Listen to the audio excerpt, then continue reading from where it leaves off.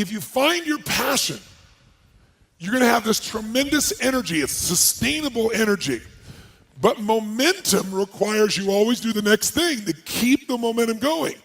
And the reason you get yourself in a passionate place is so that you change your life, and the only thing that changes your life is making a decision. So while you're in this passionate state, that's where you make decisions. You don't make decisions when you're like, oh, I don't know, what do you think? All right, let's decide. If you make a decision in a state without momentum, if you make a decision from a place where there's no passion, you are not gonna get momentum. It'll kill momentum. It's decide, commit, and resolve. Some of you, in the past, you've gotten momentum, you've gotten passionate, you've even made a decision, but a decision is the first step. Decision is like a war. I gotta do this or that. All right, I'm gonna make myself do this. But commitment is when you now, after you've decided, you commit to do this for the long term. Whether it's hard or easy, doesn't matter. You're doing this. It takes it from this moment and it carries it into the future even when things are difficult. And the third state is resolve. Resolve means it's done. It's like, it doesn't even if you took action, it's done inside you, so it's done out there. There's no question whatsoever. Then once you decide, the only way the commitment and the energy and the momentum continues is if you take immediate, massive what, my friends? Massive what? Write down in your notes, massive action is the cure-all. Massive action is the cure-all. If you're having a difficult time with something, your relationship isn't where you want it to be, your finances are not where you want to be, your body's not where you want to be, your business is not where you want to be, you need to take massive action. And if that doesn't work, try something else. If that doesn't work, try something else. Keep going with massive action and you will find the way because it will give you momentum. If you want to grow a business, I can teach you a million strategies that'll change you overnight. And if I get you to use a strategy and grow your business 30% like that, you are gonna get so excited that your story about your business will change, won't it? You're like, I can rip this open. I'm gonna make this thing 100% more profitable. That's why 80% of those people, I can grow them 30 to 130%. Because once I get them to have momentum, people's story changes. And when their story changes, the third and most important thing changes, their state. Because that's what really changes it all.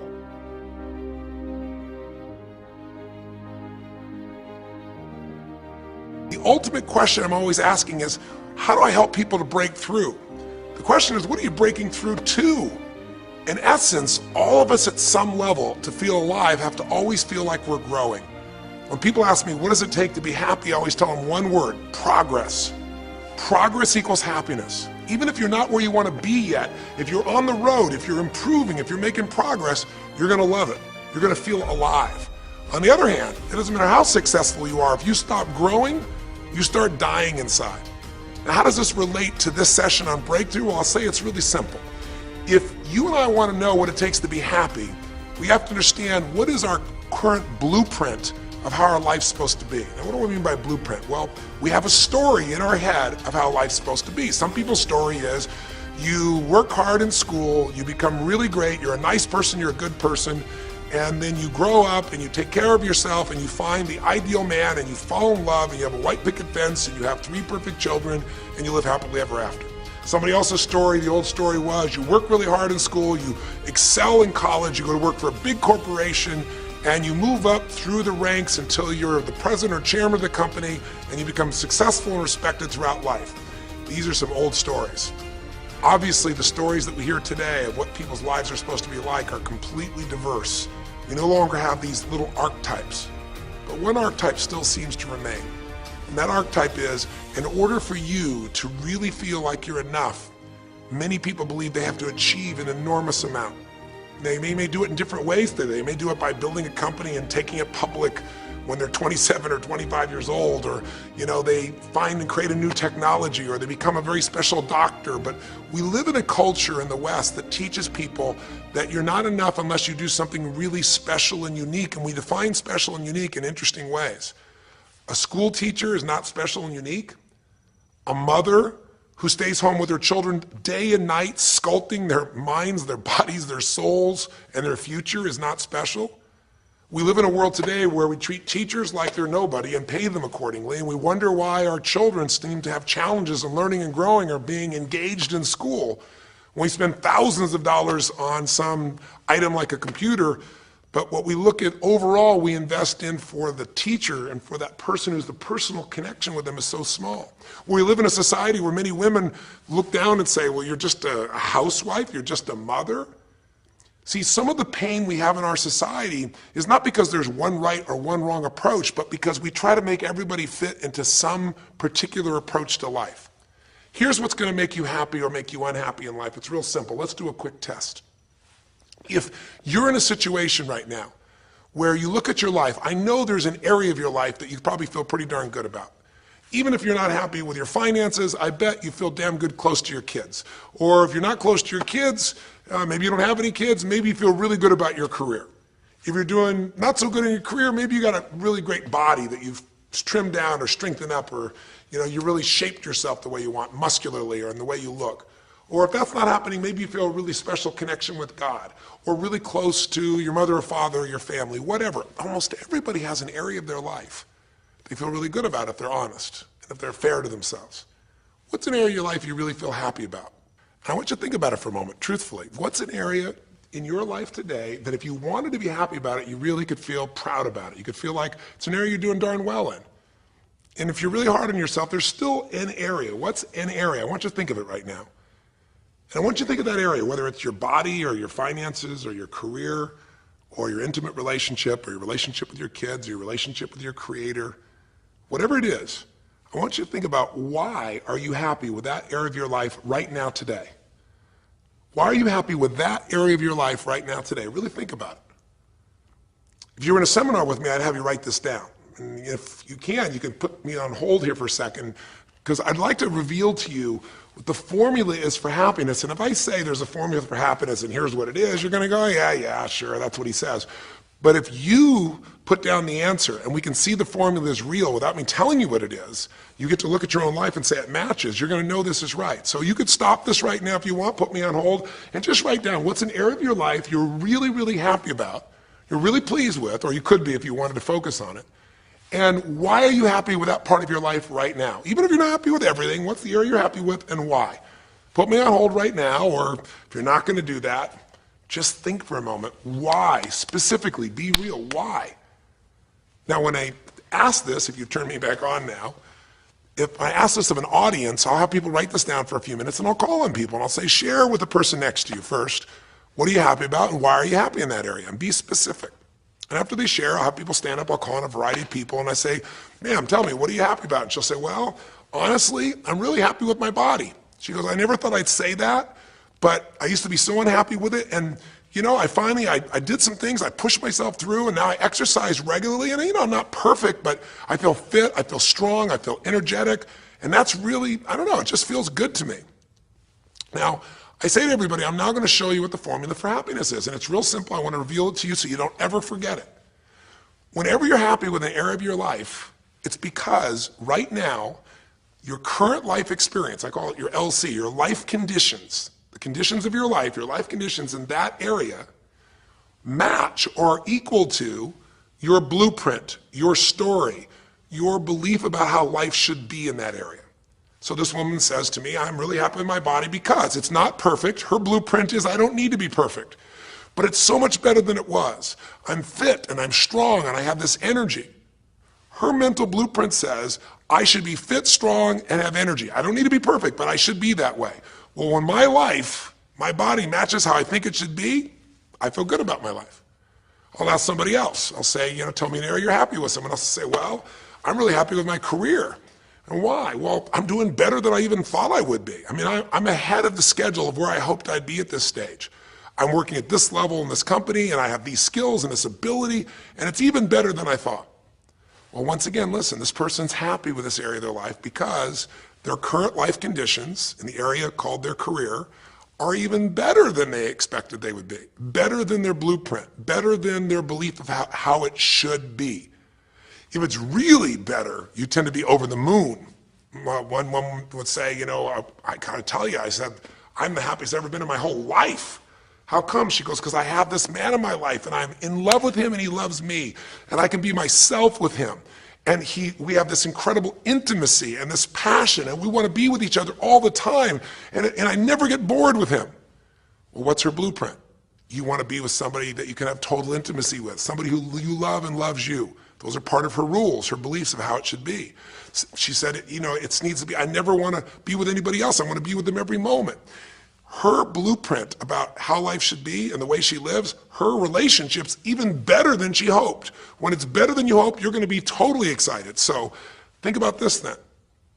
What's an area you're not happy with? Let's see if we can find the formula for unhappiness.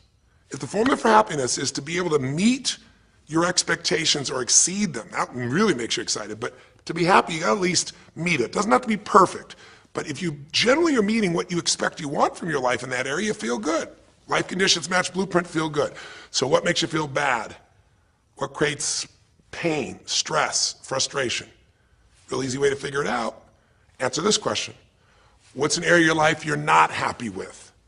I mean, be honest with yourself. And even if your life is great in all kinds of ways, I'm sure there's an area you'd like to improve. Anybody who's honest, if they're doing great in their career, very often they don't take care of their body so much. If they're really focused on their body, very often they find themselves in a position where they're not spending enough time with their kids. Or if they're spending time with their kids, their intimate relationship's not doing so well. Because it's the nature of human beings to focus on areas they feel comfortable with and strong in and give those time. And the areas they don't feel so strong and they go, I don't have time for it. What they're really saying is, I don't feel very competent in that area. So what's an area of your life that you are not as happy with? I mean, it's healthy, honestly, to look at areas and say, I don't like it, I want more. This whole concept of a breakthrough is about how do I close the gap between where I am right now and where I want to be. That's what we're here to do. It's like, here's where I want to be, here's where I am. It's healthy to see there's a gap. That makes me have this hunger, this drive to grow, to feel alive, to expand as a human being. So is it your body? Is it your finances? Is it your career? Is it your spiritual life or lack thereof in terms of feeling connected in that area? Is it your kids? Right? What's the area? What's the area that's not where you want it to be? And then answer for a moment, why aren't you happy with that area of your life right now? Why specifically today are you not happy with that area of your life at this stage of your time of your life? Again, you can stop this and write it down. Might be useful for you. Or if you're going to keep it running, you can stop it and you'll turn it right back on and I'll kick into it. Do that now. Or if you kept it running, then I'll give you what happens. I have people write this down and they don't like this exercise so much. Well, I don't like my body, or I don't like my finances, I don't like my career, I don't like the person I'm in a relationship with, I don't like myself the way I'm in relationships. Why? And they write it all down. Have people share back and forth. I call on people, and the lesson's pretty clear. I tell people in advance, here's the formula for unhappiness. I'll show you before you do anything else. When your life conditions, the way you're living your life today, does not match, it doesn't equal your blueprint, your story of how it's supposed to be, then you're going to have disappointment, frustration, or pain. If your life is way different than the way you think it's supposed to be, you can have enormous pain. If it's a little different, you might feel stressed. Make sense? So people stand up and they say, tell me, what's the area you're not happy with? The person says, well, I'm really not happy with my finances. And I go, why? And they say, because I'm doing worse now than I was 5 years ago. I made mistakes in the market, and at this stage of my life, I should have this much money, and I don't have it, and I don't know how to change it, and it's making me crazy. And why are they crazy? You say, well, because they don't have their economic needs met. No, you can not have your economic needs met, and you can still be okay, but when you have an idea, this is what my need is, and I did the wrong thing, my life doesn't match how I'm supposed to be, that's when people get a little crazy. See, think about it. If you grew up taking care of folding your own clothes, making your own meals, going to the store, doing the grocery shopping, cleaning the bedroom, cleaning the house, vacuuming, taking out the trash, and you did that your whole life, then if you have to do that later on, you don't feel like you have economic pain because you don't have a maid. But if you grew up in an environment where everything was done for you, you never have to work, and now suddenly you have to work incredibly hard to just pay enough money to pay your bills, and all of a sudden food is building up and the house is dirty and your clothes aren't folded and nothing matches, you might find yourself really angry and frustrated because you have a different story about how life's supposed to be than how it is. Someone else will say, well, I'll tell you why, because I'm in a situation now where, I'm 30 pounds heavier than I should be. Should be is the key word. There are people in all cultures who love being big. There are people that will walk around and someone else might think they're massively overweight, but they're going, I own this, honey, and they really, truly, they match their blueprint.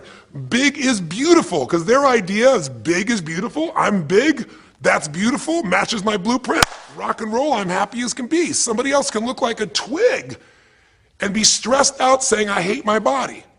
Because their blueprint says I should be the skinniest thing on earth and I'm not skinny enough. Am I making sense? When your life conditions don't match your blueprint, you're going to have pain. But here's when you suffer. When I ask people, who here has been through the dark night of the soul? Who's been here in a situation where you feel like life isn't worth living, or we feel like a pain that just will never go away? And a lot of people write down those experiences, like Joaquin. So you'll begin to understand what the issue is I'm talking about here. Joaquin, if you recall, was in a situation where this man felt like there was no reason to live. He couldn't work, he couldn't do anything, his life was worthless. Why did he think that? Because he had a blueprint. And his blueprint said, I need to be an NBA basketball player, at least a professional basketball player. I need to be able to make money and have this great lifestyle, because that's what makes me worthwhile as a human being. That's what makes my family respect me, my mother, my uncles, my aunts. I'm the successful one in the family and I make the money. I support everybody. He's a good man. He didn't come just to be successful. He took care of his mother, his family. He tried to be an inspiration for people. Joaquin Hawkins is a man who was always going out on his free time and training kids and showing them the pathway to freedom, how they could play basketball and get free like he did and get out of the inner city. So this man was not a selfish man, but he knew this is the way to be worthwhile. This is the way to be able to give to people. This is the way to take care of your family. And all of a sudden, one night, what happened? That way was taken from him. He has a stroke.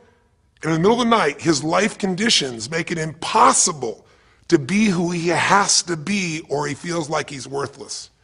You get it? We have an identity.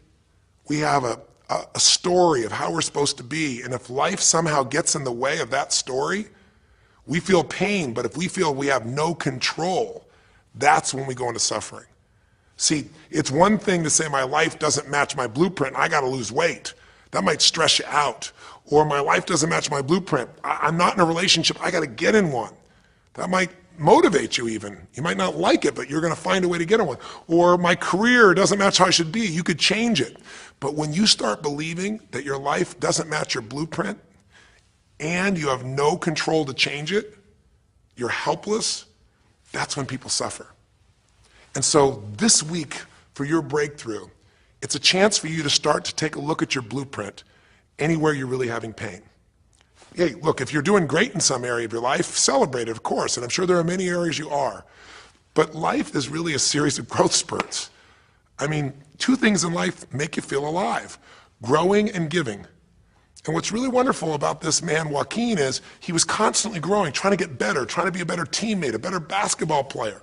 Think about it. When he didn't make the teams and he didn't make the NBA, he didn't give up. He worked even harder. The guy was always striving to become something.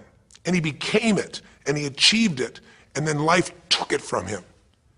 Isn't that the common denominator with so many of the people in the stories of this 6-part series that you saw, these 6 specials?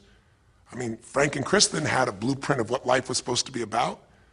We're supposed to get married and have children, and we're going to have our own business. And all of a sudden, life doesn't match the blueprint. And suddenly, there's depression. Because in their case, they said there's nothing we could do. But they were wrong. They were wrong because they discovered, and Frank discovered, I can make a difference in my life. The chair, even though I didn't create this and didn't ask for it, this chair does not define me. I can become more than I was before. I can have the impact with my wife. I can have children. We had to change his blueprint because we couldn't change all the conditions of his life. Does that make sense? I couldn't get him to physically walk again. Maybe someday he will, but we can't count on that. What we got to count on is that he can be fulfilled by seeing he isn't helpless. And I did that through a series of experiences that violated what he thought he couldn't do. The same thing was true with almost every one of the people we worked with at some level. And in Joaquin's example, it was also true. Joaquin said, well, I can't ever have this quality of life again because I'm not a professional basketball player. And he was locked into that mindset, and all of us get locked at times. But to his credit, to a system of steps, we were able to break him out of that. We were get him to see that he isn't helpless. Because here's your choice. Watch this now. If you're suffering, if you're in pain, your life doesn't match how you think it should be, and you think you're helpless to change it, now you have only three choices. Choice one, blame something. And that's what Joaquin did, if you recall. He blamed his coach, he blamed what happened to him, and of course these things were outside his control. But he blamed his coach. And a big part of the healing, if you watch this session, was bringing his coach in and getting him to see, hey, you know what, all that anger, all that resentment inside of you, Joaquin, A, it's not based on the truth, and B, like Nelson Mandela said, having resentment in your soul is like drinking poison and hoping that your enemy will die. It doesn't work that way. And when Joaquin was able to break out, his breakthrough was a change in perception, to realize this coach wasn't stopping me. I just felt like I lost everything, and so I don't know how to change it, so I'm looking for something to be mad about, someone to blame, so I don't have to blame myself, or I don't have to feel so helpless. Because when you're angry, you don't feel so helpless. You feel strong for the moment, even though it's a fake strength.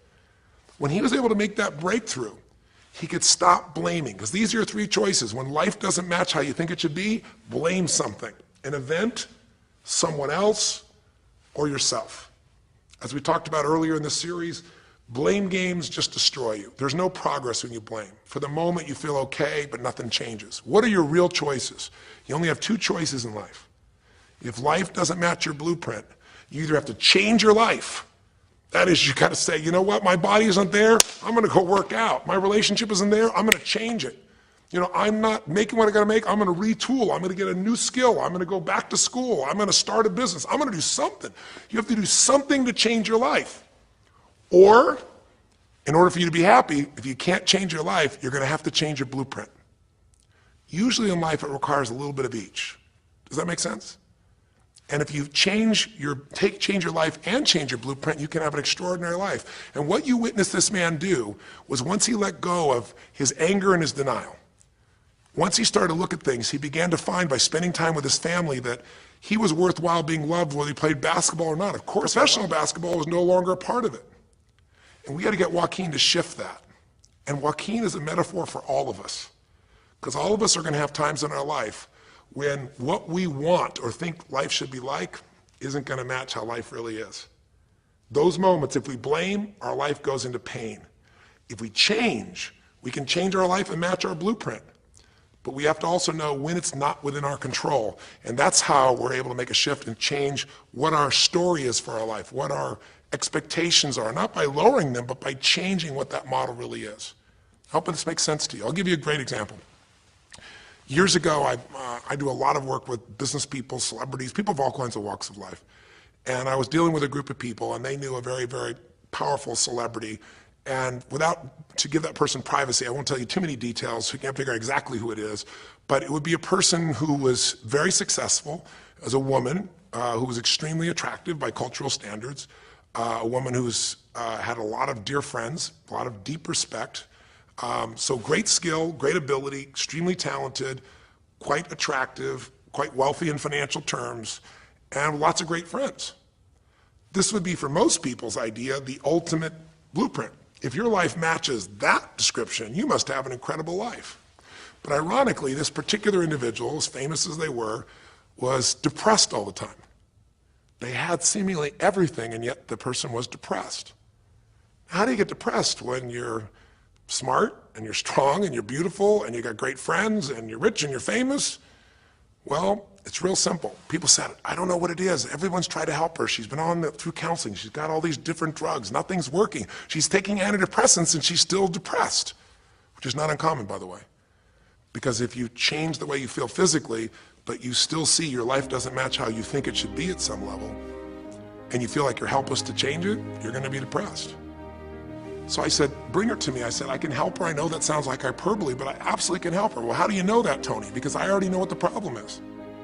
I know if someone's depressed, it's because they feel helpless because their life doesn't match how they think it should be. I just don't know what her blueprint is, but we'll find out what it is, and we'll either help her change her life or we'll help her change her blueprint or both. Long story short and very quickly, I'll tell you the core of it. She came to me and she spent maybe the first half an hour telling me, apologizing, saying, I know I should be happier. I know it's silly for me to be depressed. I don't know why I'm so depressed. I know I should be grateful for what I have, and I am grateful. And it was all these reasons why she knows she should feel good, but still didn't. And I tried to finally explain to her, listen, I don't care about that. I care about you. The fact that you're not happy has nothing to do with what you have or don't have. The fact that you're not happy is that your life doesn't match the way you think it should be. And you have some idea of how you think it should be. And worse, if you're this depressed after all this time, you feel like you can't do anything. You have no power to change it. You feel helpless. And she looked at me in a certain way and I said, so what is that? What did you want your life to be like? She goes, well, it sounds stupid. I said, it's not gonna sound stupid to me. She said, well, I don't know. I just always, since I was a little girl, dreamed that I would be married and I would have 3 basically perfect children and they would love me totally, and I loved my husband, he loved me. And I said, okay, so how's that working for you so far? And she said, well, I think you know, she's a pretty famous person. She said, I'm divorced twice, I have no children, and I'm now X age. And to give you a clue, that age would be an age where having a child, your own natural child at least, barring a medical miracle, is not gonna happen. So I said to her, well, why don't you just adopt? She goes, no, that's not it. And so what I had to dig under is, remember we talked in one of the earlier sessions about there's the surface problem and then there's the deeper desire or need. So I said to her, I said, well, what if you couldn't have the husband but you could have the kids? And she smiled and she said, I'd take that. I said, well, why not adopt a kid? She goes, no, it has to be my own blood children. So I kept digging to find out what was behind her blueprint. Because your blueprint is just a projection of what you think you need to be happy. But as human beings, we're notoriously ineffective at knowing it's going to make us happy. So much that we think we're going to make us happy, we get there and we go, is this all there is? So many things that we think are going to make us miserable and we can never deal with, we go through it and we can handle it. We're not good at projecting these things. All kinds of studies will show this. So I said to her, well, what are you hoping to get from these 3 children? Why do they have to be your blood children? And she finally said, well, if they're my blood children, I know they'll always love me. They'll never leave me. What was she looking for? Unconditional love. She had this big blueprint that said, White House, picket fence, 3 children, perfect husband, all these different things. But what was behind that was a need to feel like she could have love that would be certain and wouldn't go away. So I can help her meet that need. So I said to her, I said, well, maybe one reason you don't have a husband is because every time you look at one, you're trying to figure out if he's going to get you those 3 kids in time and how that's going to happen. And maybe he feels a little stressed when you're looking at him this way because he can feel what's going on behind your bed, even if he doesn't know what the words are. And she started to laugh. She goes, I guess I've probably been that way a good portion of my life. And she goes, people wonder, why I'm so uptight. I said, you're uptight because you felt like you're running out of time trying to meet some picture. But I said, all you really want is love. I said, don't you have a lot of love in your life? Tell me about your friends. And gradually, I got her to start seeing this love that she was trying to get was already here. It didn't match the picture. Maybe we could paint a new picture of what life could really be like and make sure that picture met her deepest needs. That's basically what we did with Joaquin. Joaquin wanted to be a professional basketball player because he loved basketball, yes, but also because he wanted to be that man who was a leader. He wanted to be the man who was the good man. He wanted to be the one who brought energy to people. He wanted to be the man people would look up to. He wanted to be the man who could take care of his family in style, all of his family, not just his daughters and his wife, but other people as well. Underneath it all, he wanted to know that he mattered. And through the process that you saw in this show, he began to find out that he didn't need to be angry at the world, that yes, his blueprint was taken from him, but his soul and his ability to be a special human being that could touch other people was not taken from him. That maybe his real gift was his ability to inspire young kids, his ability to get himself to do whatever it took. How did he become a professional basketball player? Unbelievable discipline, unbelievable drive. He started bringing that to picking up trash, and the game started to change. He started to have fun there. He could come home and take care of his kids and pay his bills. That doesn't solve everything, but it gives him a way to suddenly regain himself. When he sat around with all of his family, and you saw part of those scenes, and if you watch little areas of browsing this week, you'll see some more scenes from his family where you see him beginning to realize they love me whether I'm rich or poor. They love me whether I'm a professional basketball player or not. They love me. That's what he was really after. And when he got that, it allowed him to let go and say, I can do other things. That doesn't mean he won't have challenges. We're all going to have challenges in our life. It doesn't mean that at times he won't wish he's doing more, but he's no longer stuck. He's broken through because he now knows I have control. I can change my life or I can change my blueprint. And when I do, I can fulfill it. I can start to feel that aliveness. Now here's the trap. What do you think happens once you fulfill your blueprint regularly? Once you figure out how to do what you always dreamed of. You always dreamed to live a certain way, and now you're living that way every day. Well, the human nervous system, the human spirit needs to grow. So pretty soon you'll get bored with that and you'll come up with a new blueprint. That's part of life that's exciting. See, if you and I from this day forward are going to be happy, just remember what we've said. It takes two things, grow and give. A meaningful life comes from growing, that sense of progress, and it comes from having life not just be about me, but about we, doing something that makes me feel connected to other people besides myself. That growth, that sense of contribution fills a deep spiritual need that we all have. If you are unhappy in your life, you got three choices, really two. Blame, that's not a choice, it's not going to work. Don't blame someone else, don't blame the event, don't blame yourself. Just figure out what you're going to do to change your life.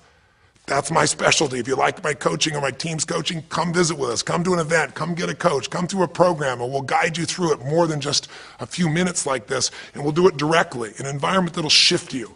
Or change your blueprint. You're going to have to rewire what's going on inside, and that's what we focus on as well. So I hope this journey has been an interesting one for you. I hope it's opened up your eyes to what it takes to go from where you are to where you want to be. It takes changing your emotional pattern. It takes bringing presence to your life. It takes realizing you have no problems compared to somebody else and putting your life in perspective. It takes the ability to deal with those extreme stresses that happen in your life by questioning your limiting beliefs. And again, we'd love to coach you and show you how to change those in a permanent way where it happens automatically, just like lifting weights so often until the muscle's always there and you find yourself able to follow through. It takes for you to be able to figure out how to deal with crisis and how to turn it around. It takes facing your fear. It takes pushing yourself through what used to stop you. It takes putting yourself in a position where you connect to what's more important than just yourself, what you value than just yourself. And it takes, I think in this case also, the ability to realize that no matter what happens to you, you're more than that moment. You're more than the story you think you're supposed to be. And that even when you're not matching what you think you need to be, maybe there's a reason for that. Maybe you're having to find a different part of yourself that's going to fulfill you at a much deeper level. Sometimes failing to get your goal gives you your destiny. I can't tell you how many people I've known over the years who had an idea of what they thought their life was supposed to be like, and they didn't achieve it, and they felt miserable and upset and frustrated, and one day an opening happened and they went, oh my God, thank God that didn't happen. I think it's Garth Brooks had a great song, and it's a song about when he was in high school and he was in love with this girl, infatuated with her, and she didn't even know that he existed. And he prayed to God every day that she would notice him, that she would fall in love with him. And then sure enough, she never did. He was so disappointed. His blueprint didn't match. His life didn't match it because she didn't even know he existed. And he felt this suffering. He could do nothing to turn it around. Well, 15 years later, he became a guy named Garth Brooks, somebody everybody knew, and he could rock, stadiums with his energy and his song and his music. And he goes back to be at his high school reunion. I think it was his 15-year reunion, if I remember correctly. I don't remember the exact year, but all I remember is he said he saw that woman that he was so obsessed by. He was looking forward to seeing her. And now he was Garth Brooks, and he met her. And after he met her and spent some time with her, he wrote a song called Thank God for Unanswered Prayers. Sometimes not getting your blueprint's the best thing that ever happened, because the disappointment drives you to find something more important inside of you. Or not getting it makes you look for another aspect of your life, a spiritual aspect, a family aspect, a physical aspect. If you can just trust that life doesn't happen to you, it happens for you, then you can find in any situation a benefit that can take your life to the next level. I don't care if you're Frank and Kristen, I don't care if you're, Mandy and Scott. I don't care if you're Joaquin and Kim. Every one of us in our life is going to face situations where it feels like we have total trauma, something that's been taken from us. The real question is, what are you going to do with it? Some people just live in their story of what they don't have, and they have the right to do that. If Frank and Kristen lived in pain and felt bad, we'd all say they have the right to do it. It's the difference between what you have the right to do and what you deserve to give yourself and others. We have the ability to transcend whatever happens to us. There's something called post-traumatic growth. Very few people know about it. Two people go through the same stress, one's destroyed, the other grows. What's the difference? The people that grow will not give up. They don't have any excuses. They find the way to break through whatever it takes. And when they do, three things happen. Number one, they realize who they really are and what they're capable of. They realize they're so much stronger than they thought they were. And number two, they deepen all their relationships. You want to know who really cares about you, who you love and who loves you? Go through some tragedy, go through some hard times. All your Facebook friends go away. Your real friends, your real family shows up for you, and you show up for them, and it deepens your relationships. And the third thing happens, if you can push yourself through and break through whatever challenges life gives you, is each time you have a breakthrough, you get stronger. And it almost like builds a psychological immunity in you, where suddenly, all of a sudden, it's like stuff happens, you know stuff's gonna happen, and you're not scared of it anymore. Because after you've been through a stroke, after you've been through, losing the use of some of your body or senses, after you lose a family member, and you break through to that, you get to the other side, it's like, give me your best shot, life. It's almost like there's this psychological immunity that says, I'm ready for whatever life will give me. I don't want challenges, but if they're here, I know I can handle them. That strength of spirit is what creates a sense of freedom and joy in life. And that strength of spirit basically comes from living a life where you are constantly and never-ending thinking a way to improve yourself and to help others. That's my mission, and if we can serve you again in the future, I hope you'll check us out. There's 3 ways you can continue to participate with us. You can come to an event, come have an experience with us live at a weekend at our Unleash the Power Within or our Date with Destinies. I think you'll find it's very different than just sitting here talking to you quietly, sitting in front of your computer screen. It's a rock and roll environment. It's like going to the ballpark and having one person sitting there talking to you versus being in the ballpark or the rock and roll concert, with 50,000. There's an energy and a power that comes from it. Second is there's immersion. Here we talk for an hour, there's distractions and emails. There it's total focus, and we go for immersion where literally what we did here over 6 weeks, a few little conversations, all that happens over and over again, multiple times a day, and you get that shift. So come to an event or call up and get a coach. We have people that you can work with and have a free coaching session and make sure it's really valuable for you. But these are people that can check in with you to help make sure you break through, you make the changes you want to make in your career or your finances or your body or your emotions or whatever area matters to you. And finally, lastly, and probably most importantly, every day you got to feed your mind. Because every day most of us are turning on, some form of news. It shows up in our pocket, in our Blackberries or iPods or our iPhones, I should say. It shows up on, on your computer constantly. It chases us, and it rarely does a good idea interrupt you. Really what you have to do is pursue the ideas, pursue the experiences that are going to change your life. And we have a way to do it called net time, no extra time. A way where you can keep feeding your mind the stuff that really matters with some products or services. So if you're interested in any of those things, be sure to click on your interest of an event or interest in having a free coaching session, or maybe try one of our audio programs, because the other challenge here is with video, you got to sit here potentially and watch me, but with audio, you can do it while you're working out, you can do it while you're cleaning the house, you can do it while you're driving in the car, while you're getting to work. We'd love to continue serving you in any way we can. I know I've gone long in this session, but I really want you to think about, how can I give my life the way I want it to be? The way I do it is, I figure out what my blueprint is and I update it for what life is. I change my life, match my blueprint, and suddenly my life feels full and alive. Thank you for the time that we spent together here. I've really enjoyed our time, and I hope that this breakthrough series reminds you to never settle for less than you can be. Never settle for less than you can give or you can share. Live strong, live with passion, and God bless.